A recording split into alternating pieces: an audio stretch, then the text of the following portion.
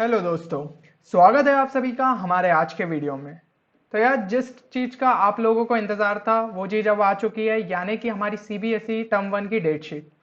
तो अब जैसा कि यार डेट शीट के हिसाब से आपके पास जो है अराउंड 40 डेज बचे हुए हैं। ये 40 डेज यानी कि आप कल से अगर गिनते हैं तो अक्टूबर 20 से लेकर नवंबर 29 तक आपकी सारी चीजें कंप्लीट हो जानी चाहिए, क्योंकि दिसंबर 1 से जो है पेपर स्टार्ट हो रहे हैं। बाकी जो बीच में थोड़ी बहुत गैप मिल रही होगी तो वो तो आप ऑब्वियसली उन चीजों को रिवाइज करने में लगाएंगे। तो यहाँ जो ये आपको टाइम पीरियड मिल रहा है 40 दिन का, इसी के अंदर यार हमें जो भी अपनी तैयारी करनी है उसको कंप्लीट करनी है। तो हमें यार एक चीज का टारगेट लेके चलना है कि भाई टारगेट ये होना चाहिए कि 40 में से 40 हम स्कोर करें मैथ सब्जेक्ट में। और मैथ सब्जेक्ट ऐसा भी नहीं है कि बहुत ज्यादा टफ रहता है, अगर बोर्ड लेवल के क्वेश्चन है तो हम बहुत ही इजीली उसे कर सकते हैं। और सोने पे सुहागा ये चीज है कि भाई इस बार जो है क्वेश्चंस एमसीक्यू रहने वाले हैं, जिसके अंदर अब हमें मैथ्स में ऐसा नहीं होगा कि हर एक स्टेप को कर करके दिखाना है। तो यहाँ पे सबसे ज्यादा जरूरत क्या हो जाएगी आपको, शॉर्ट ट्रिक्स की। तो शॉर्ट ट्रिक्स के लिए एक मैं स्पेशल सीरीज आपके लिए लेके आने वाला हूँ, जिसमें मैं बताऊंगा कि एमसीक्यूज को हम किस तरीके से शॉर्ट मेथड से जो है सॉल्व कर सकते हैं। अगर आप इस सीरीज में इंटरेस्टेड है तो एक बार कमेंट सेक्शन में जरूर लिख के बताइए कि किस टॉपिक पे आप सबसे पहला वीडियो चाहेंगे। हम ट्राई करेंगे कि उस वीडियो को सबसे पहले कवर करने की कोशिश करें। तो चलिए फिर अपन देखते हैं कि इन 40 दिन में हमें किन किन चीजों का ध्यान रखना है। तो सबसे पहले अगर मैं बात करूं सोर्सेस की, तो सोर्सेस जो है वो हमें यार लिमिटेड रखने अपने। तो सबसे पहले हमारा टारगेट होना चाहिए ये है कि एनसीईआरटी को जो है पूरी तरीके से निपटा लीजिए। और ये चीज का खास ध्यान रखिए कि न्यू सिलेबस के हिसाब से आप एनसीईआरटी को पढ़े, क्योंकि कई सारे पोर्शंस को जो है डिलीट कर दिया गया है। तो उसकी जो पीडीएफ है मैं डिस्क्रिप्शन में अटैच कर दूंगा, आप उसके हिसाब से जो है सिलेबस को एक बार चेक कर सकते हैं। अब दूसरी जो बात आ जाती है वो ये है कि अगर आपकी एनसीईआरटी पूरी तरीके से खत्म हो जाती है तो फिर आप एग्जाम्पलर प्रॉब्लम्स पे मूव करें। एग्जाम्पलर जो प्रॉब्लम्स रहते हैं वो थोड़े से हाई लेवल के रहते हैं और आपको ज्यादा हेल्प करते हैं कॉम्पिटेटिव एग्जाम्स में। तो बोर्ड में भी हम एक्सपेक्ट कर सकते हैं कि थोड़े बहुत क्वेश्चन उस लेवल के आ जाए, इसलिए ये प्रॉब्लम्स आपकी प्रैक्टिस के लिए बहुत अच्छे हैं। या तो फिर आप कोई भी जो क्वेश्चन बैंक मार्केट में अवेलेबल है अच्छा सा, उसको परचेज कर सकते हैं और उससे भी क्वेश्चन प्रैक्टिस कर सकते हैं।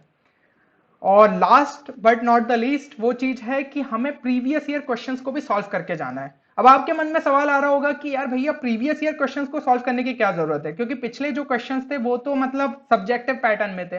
बट सीबीएसई यार जो है ना, हमेशा ये चीज का बहुत ध्यान रखते हैं कि प्रीवियस ईयर क्वेश्चंस जिस पैटर्न पे पूछे गए उसी टाइप के क्वेश्चंस को हर ईयर जो है वो रिपीट करने की ट्राई करता है। तो भाई जो आंसर है तुम्हारा वो ठीक है सब्जेक्टिव तरीके से आया था, बट आंसर को ऑप्शंस में डाल के 4 ऑप्शन सेट करने में उनको कितना ही टाइम लगेगा। इसलिए उस क्वेश्चन में क्या मेथड था क्या अप्रोच था वो तो हमेशा सेम ही रहेगा। इसलिए उन क्वेश्चन को प्रैक्टिस जरूर करके जाए। और बाकी जो 1 मार्क और 2 मार्क वाले क्वेश्चन है उस पर तो खास ज्यादा ही फोकस करिए। तो ये होगा हमारी प्रीवियस ईयर क्वेश्चन की बात। तो इतने अगर आप सोर्सेस अच्छे से तैयारी कर लेते हैं तो यार ये जो आपका 40 आउट ऑफ 40 स्कोर करने के लिए सफिशियंट है। ठीक है, बाकी तो जितनी ज्यादा प्रैक्टिस करेंगे उतना अच्छा है। अब हम देखते हैं कि कुछ ऐसे इजी चैप्टर्स जिन पे आप अभी शुरू में ज्यादा फोकस करके उनको कम टाइम के अंदर निपटा सकते हैं।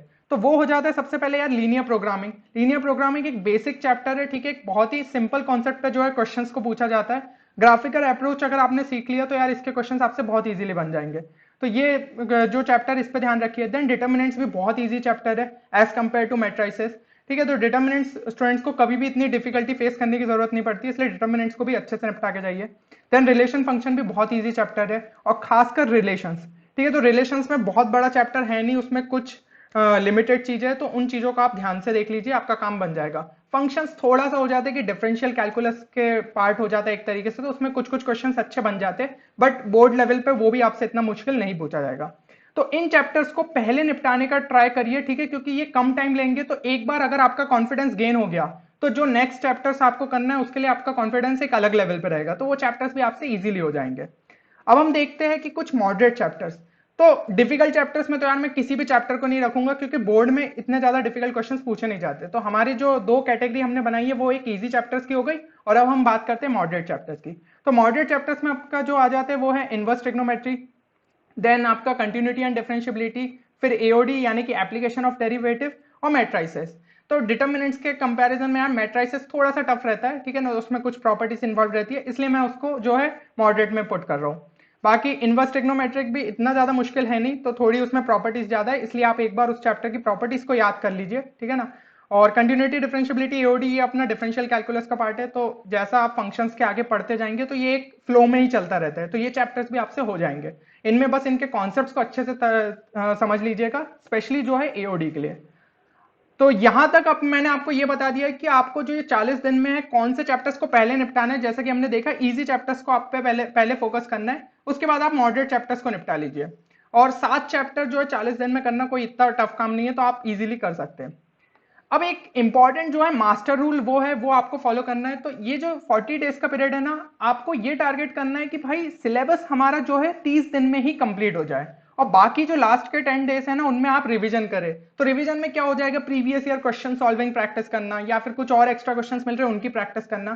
तो इतने 30 डेज के पीरियड में यार पूरी थ्योरी फॉर्मूले ये सब आपका कवर हो जाना चाहिए। अगर ये मास्टर रूल आप फॉलो करते हैं तो भाई 40 आउट ऑफ 40 कोई नहीं रोक सकता आपके।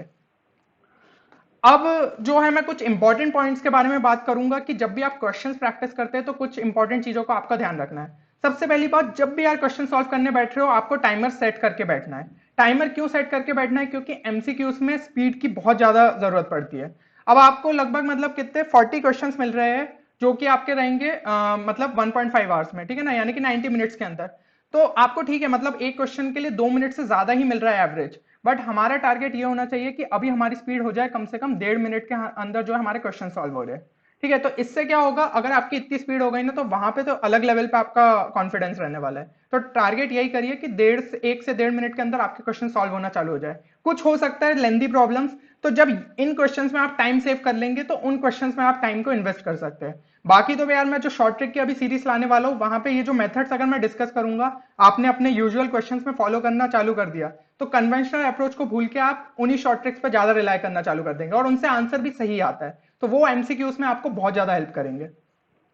अब हम बात करते हैं नेक्स्ट पॉइंट की। तो नेक्स्ट पॉइंट है कि try to minimise as much as steps possible. इसका मतलब ये हुआ कि भाई जब भी हमारे जो पुराने साल के पेपर थे उसमें हमें क्या है, सब्जेक्टिव पैटर्न चलता था। तो भाई टीचर ने अगर एक स्टेप नहीं लिखी तो भैया अपने नंबर कट जाते थे। जैसे कि मान लीजिए एक मैं एग्जांपल ले लेता हूं क्वाड्रेटिक इक्वेशन का, तो x square plus 3x+2 equal to 0।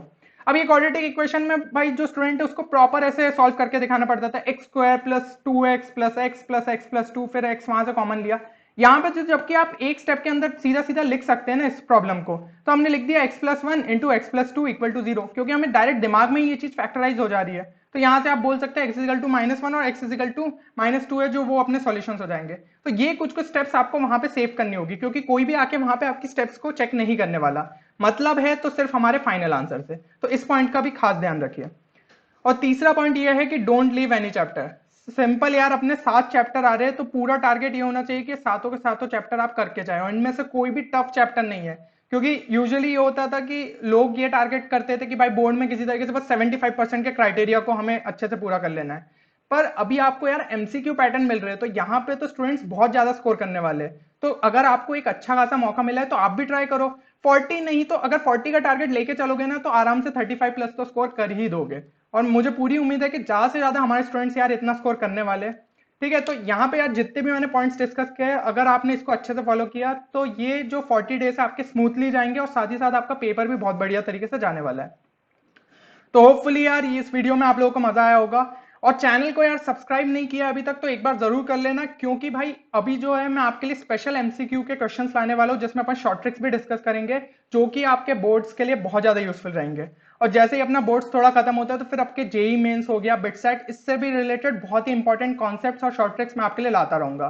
तो जितना हो सके यार अपने दोस्तों के साथ भी इन वीडियोस को शेयर करिए, इससे यार हमें भी एक मोटिवेशन मिलता है कि आपके लिए ज्यादा से ज्यादा वीडियोस को लेके आए। तो मिलते हैं फिर अगले किसी नए वीडियो में नए शॉर्ट ट्रिक, कॉन्सेप्ट या स्ट्रेटेजी के साथ। तब तक आप लोग अपना ख्याल रखिए और अपनी प्रिपरेशन जोर शोर से करते रहिए। Thank you everyone.